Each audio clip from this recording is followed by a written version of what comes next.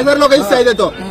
1000 लोक घेऊन येऊ का उच्चला पोलीस स्टेशनला? आम्ही जर खोटा असलं तर आम्ही 1000 लोक. असं नाही, आता मी निर्णय दिला, बैठक झाली, बैठकीमध्ये यांना सांगितलं 72 तासामध्ये मला लेखी अहवाल पाहिजे. जर तसं मी सांगितल्यानंतर मग पुजाऱ्यांना धमक्या पोलिसांनी कशाला द्यायला पाहिजे? म्हणजे पालकमंत्र्यांसमोर तुम्ही परत तक्रारदारावर धमक्या देत आहेत, म्हणजे तुमचा इन्व्हॉल्वमेंट आहे का काही? नाही.